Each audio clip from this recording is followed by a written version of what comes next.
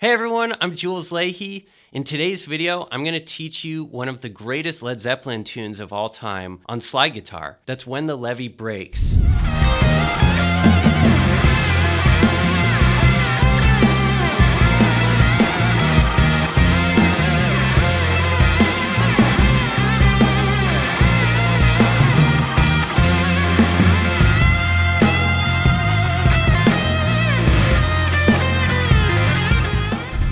If you're familiar with my channel, you might have seen my full band performance video of this that we put out about a month ago.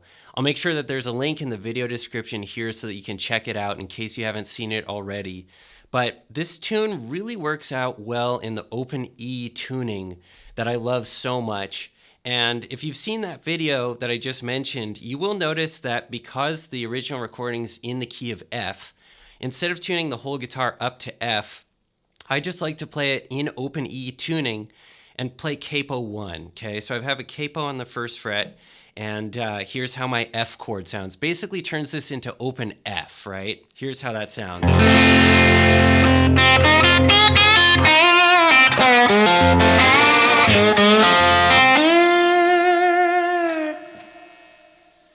Okay, so all the same open E stuff that we're used to playing and hearing, it's just in F now because of the capo at the first fret. And just super quickly on that note, I'd encourage you to try open E tuning or open G, whatever slide tunings you like, and try putting the capo on different frets around the neck. You might be surprised at just how differently you play in each sort of zone. It might take a while for that to sort of happen for you, but I get inspired just putting a capo on and playing in different keys in open E tuning. So let's start. This is open F, of course. We're in the key of F, and this is just blues-based up the wazoo. The melody, the chords, there's the turnaround. There's a couple things going on that aren't 100% blues, but it's really rooted in blues. And so what I'm bringing that up because the melody is mostly just kind of the blues scale. It's like only a few notes from the pentatonic scale. And I really like to lean on and rely on the open strings here, leaving them open, being able to hit a bunch of strings. You know, this is Jimmy Page playing, who is obviously one of the great rock and roll guitar players of all time. But notoriously, he's a little sloppy sometimes, and sloppy in an endearing, kick-ass, totally awesome way. So if you're totally familiar with Zeppelin, you know what I'm talking about. But I guess when you guys are playing this, give yourself some space to just sort of, you know, maybe it's a little loosey-goosey at first. You can take time to tighten it up over time, okay? So here's the first thing, and one thing that I really like to do with this riff is actually pick it so that the B string, the second string, is the highest string that I'm picking. When I hear the original recording, I really hear that fifth at the top of Jimi's line. So it would be something like this. The main riff sounds something like this.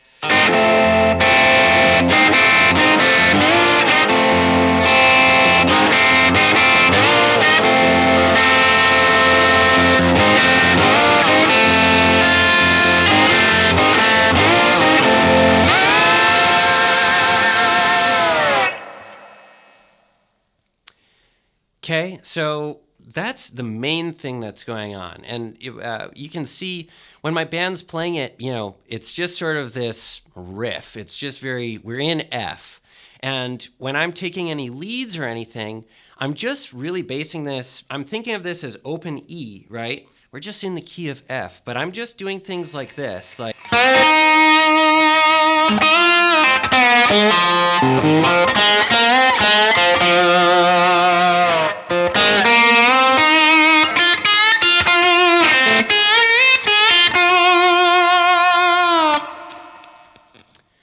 Right, I'm just playing this.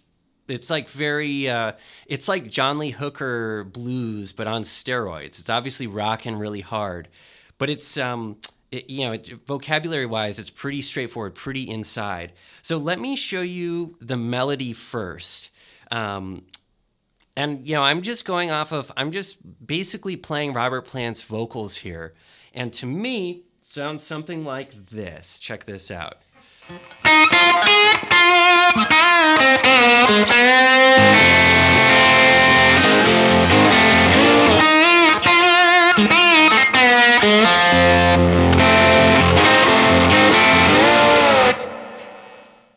That's kind of the main thing, and it's sort of altered just a little bit throughout the tune, but if we can get this little phrase that I just played down, that's the biggest, key to playing this whole song. So we're starting on the flat seventh, right? Now it's funny because this is where the bluesy interpretation, you could start on the fifth.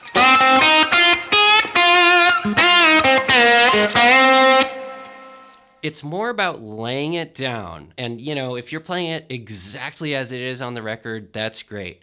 If you're playing it slightly differently, but you're clearly acknowledging that you know how the tune goes, that's really cool too. So this is where just playing this melody with conviction and in a way where it fits with whoever else you're playing with, or if you're just playing by yourself, that is the most important thing here, okay?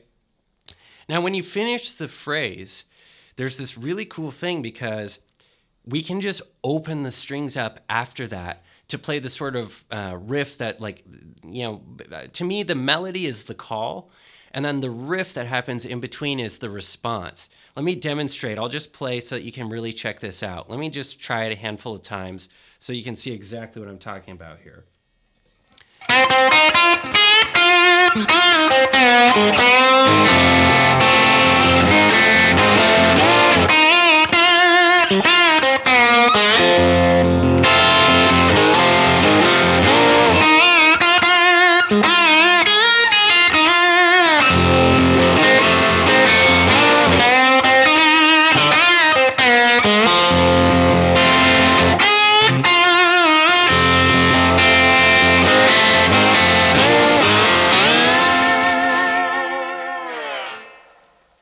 Right, you see how it's it helps to break these things down into two parts. And in blues, it's most commonly call and response. This helps give order to your playing, keep track of time over large periods of time, and turn things like F all day. We're just in one chord this whole time. It gives a little more structure to what might seem just super open-ended if there aren't little things like call and response. That's how I think of it anyway, because you can get exhausted just playing in F for 5 minutes. You kind of need to break it up into other little ways and just simply organize your playing. So what I love about this melody is, like I said, once you're done, once you finish your call, excuse me, I'm a little under the weather, but doing my best here. Once you finish the call, it opens up and you can just hit your open strings, and they sort of buy you a little bit of time to then play that response riff. So watch this. I'm just going to play it one time and you'll see what I mean. At the very end, when I play the root, I'm relying on an open string there, and then I just hit the chords open like this. So here's the melody.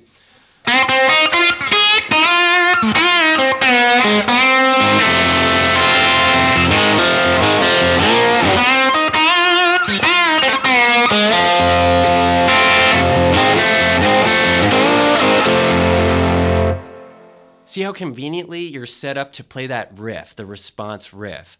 I love that about this. It really helps us both play the melody and the chords at the same time, and to be able to actually manage it, right? So another thing is that you can also do this with the melody.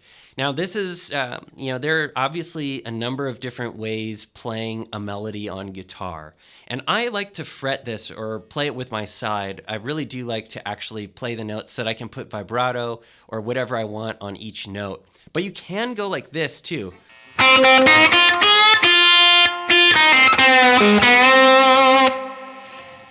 See, it's the same note, but personally, I'm not crazy about that because I like to go like this.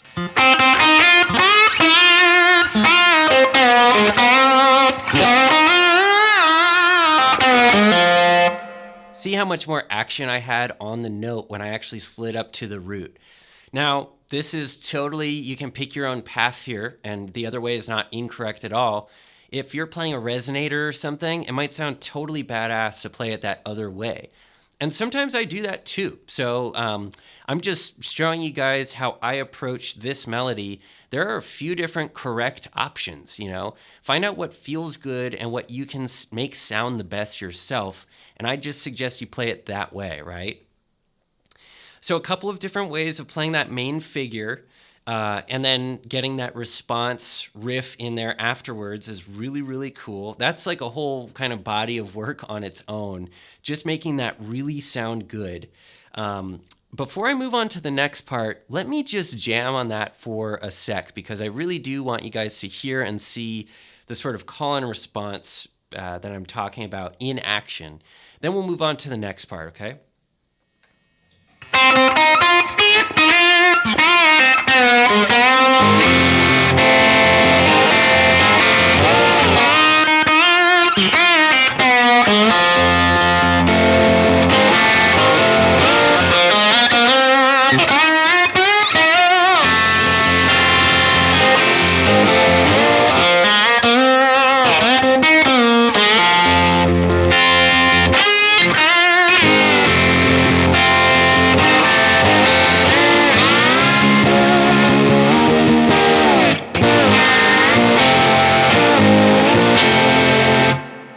Okay, now, before I keep playing the rest of the song, let's go to the transition that happens next, okay?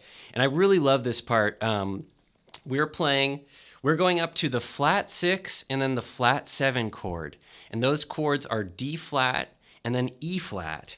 And then we have this really cool riff that's 4 flat 3, 4 1, 4 flat 3, 4 1. And that's pretty easy with our slide. Let me show you from the D flat, okay? So here we go. This would be like 1, 2, 3, D flat.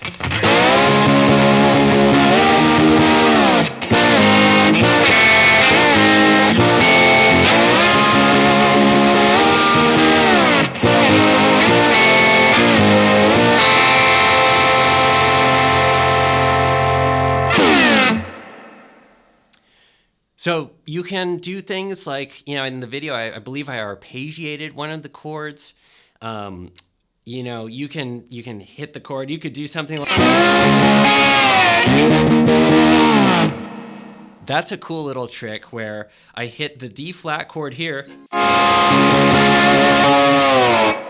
And then if you slap that chord 12 frets up, you'll get the harmonic. Now this is kind of like a, you know, this is a bell and whistle type of, this is like kind of a secret trick that I really like. You don't have to do that at all. Hitting the chord on its own is plenty. But there are just some options here. You could go...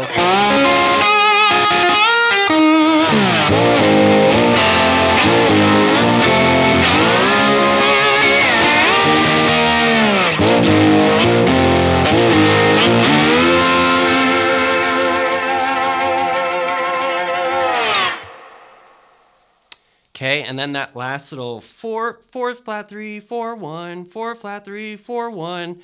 That I'm just going like this: B flat, A flat, B flat, F.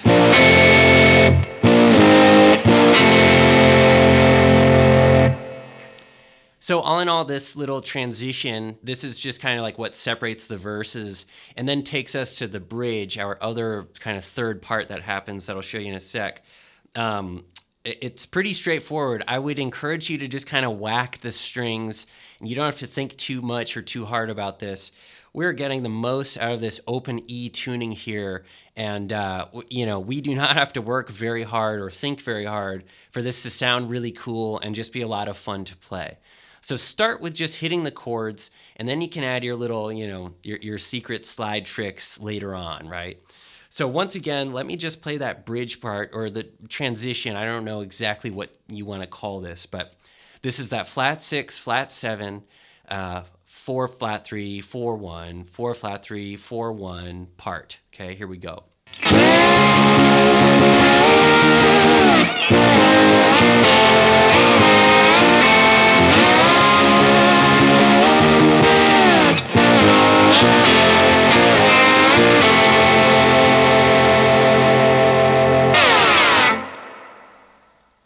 Awesome. So far we have how the verse goes. And each verse is, like I said, they're pretty similar melodically speaking. The lyrics might change a little bit, and what he's actually singing, the notes might change a little bit. But it's all the same sort of structure. This is a relatively simple blues tune, so even if it might change a little bit, it's pretty similar to the first verse that I just showed you, okay? Then all we've done so far is we've done the verse and then that little transition bit. That happens once again, and then we get to this cool sort of third part. I called it the bridge a moment ago, and whatever you want to call it, chorus. I'm not quite sure, whatever this third part is. Let's learn that now, and then that's the whole tune. So here is this third part. Now, here's what I did with this third part. I'd be really curious if you guys play this tune yourselves and you do this part a little differently. Let me know in the comments below. This sounds to me like what I hear on the record, but I'm just picking this out by ear the best I can. So maybe there's someone else out there who's done it slightly differently or in a way that maybe sounds better to you. Please let me know. I want to learn from you guys too. I want to hear how you do it. But let me show you what I do and what I did in the video with my band, okay? So this is, now we're doing 1, 4, 5, and flat 7. Those are our chords, okay? So that would be F, C, B flat, C, E flat, and F. So it sounds like this.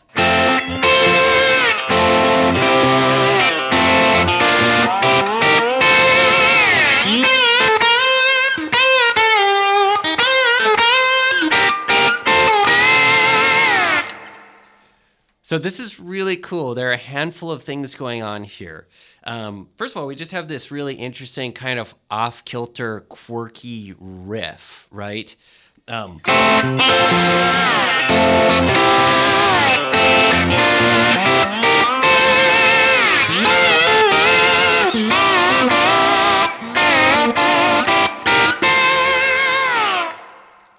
And then a lot of totally pattern-based slide guitar licks in there, right? I'm doing the same thing, just at a different fret based on the chord that I'm on, not thinking about it too hard, and it totally kicks ass. It's great. I love it. I love the sound. I love the effect. I love how easy it is to rock really hard on this tune. So all I'm doing here for this, the first little thing before the little slidey bit, is hitting the open F, and then I'm going, so that's up to the F an octave up. Then I do the same thing, open F up to C at the 8th fret. Then the same thing, F to B flat. And then I hit B flat C, E flat F. Now this next little slide thing that happens, that is just really interesting tone he has on the original recording for sure, is something like this.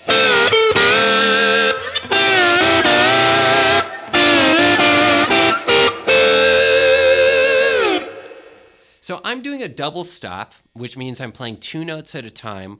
I'm playing the 2nd and 3rd strings together, and I'm going like this. So that's sliding from 13 back to 11. And then when I go back up to 13, I pick the 3rd and 4th string. So it sounds like this slowly.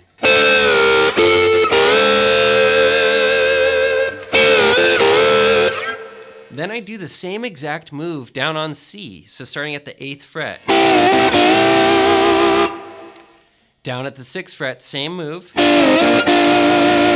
Now I just follow the chord changes and I go C, E flat, F. So that whole thing sounds like this.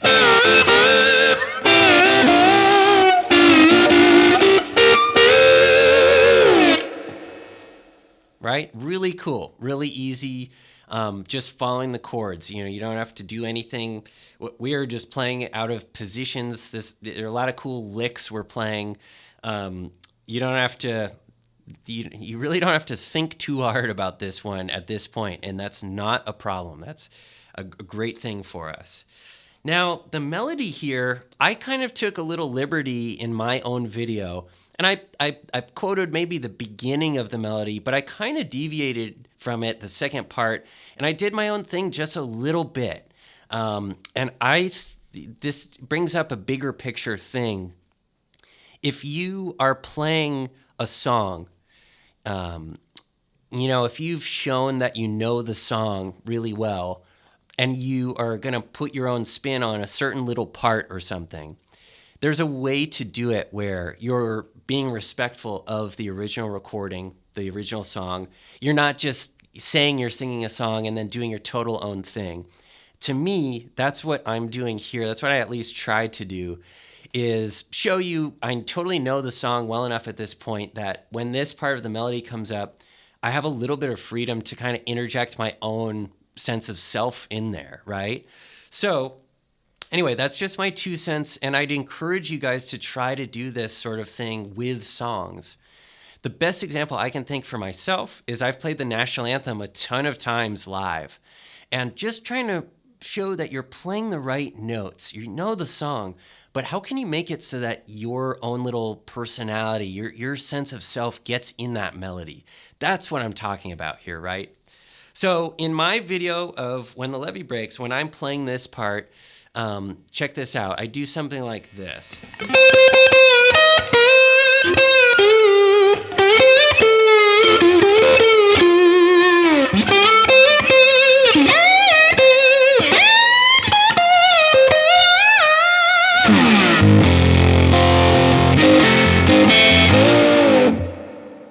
And then back into a riff, right? That actually takes us into the...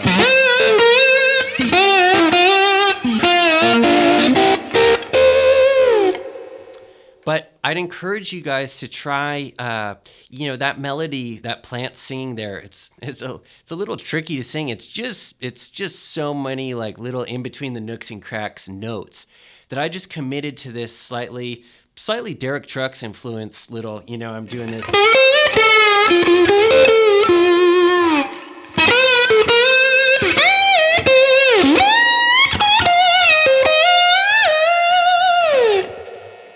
That was pretty much how I just rounded out that second half of it, right?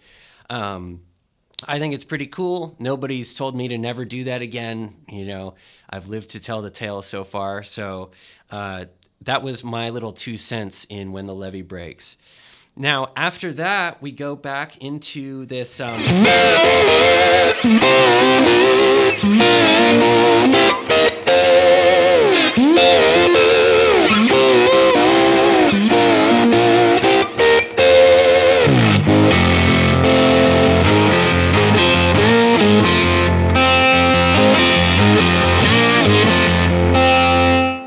And now we're into a solo. And, with this one thing that I would say when you're soloing is you do want to figure out with your band, if you're playing this with a band, you guys do have to sort of pace yourself so that the solo, this tune, finding how to play this tune dynamically and not just totally kicking ass the whole time. As much fun as that sounds, everybody's going to be just kind of yawning a few minutes in if you don't have some sort of dynamic range that you're still working with, even though it's obviously rocking most of the time. So what I told my band here is that I wanted to make sure that we really blast off into that solo so that this is like the most ripping part that we've had so far. Just thinking about that, aiming towards that with all of us. It helped me, take my solo up a notch and like really make it exciting. And one thing that I end up doing a lot, and I did in the video, I love this sort of thing. I love this harmonica lick on slide guitar. And it's funny, getting it to sound and feel just right is actually kind of a trick. But all it is sliding into, it's the 4th natural fret. It's our 3rd fret here with the capo. But I'm sliding into the 4th fret, which is the 5th and the flat 7, and it sounds like this.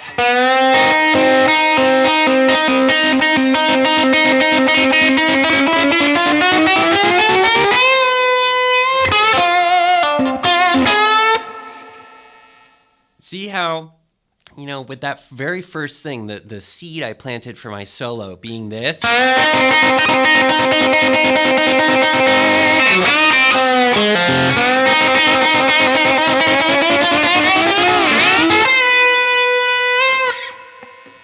Then, have you ever heard that anywhere? That's a little quote of Immigrant Song. And just like the teeniest little quote, you know, this would be Immigrant Song, like.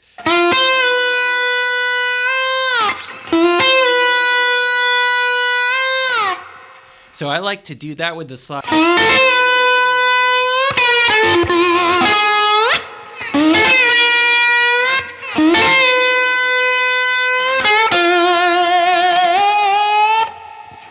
Right? You know, that's something that I did very specifically in the video. But now at this point, you know, you can just solo in F until the cows come home, however you want to put it. What we ended up doing here is I took kind of a short solo. Because I'm already playing the melody and the solo and everything, you know, it doesn't need to be a 4-minute solo. You know, we've got plenty of Jules going on in this video already.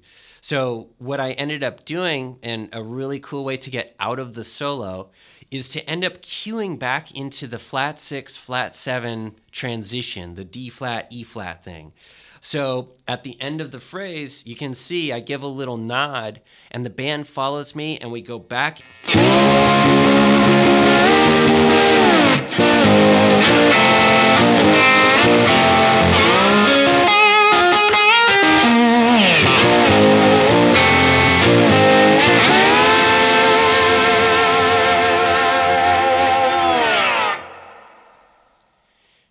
And that concludes the solo, takes us back into one more verse, and then the outro, we have that same.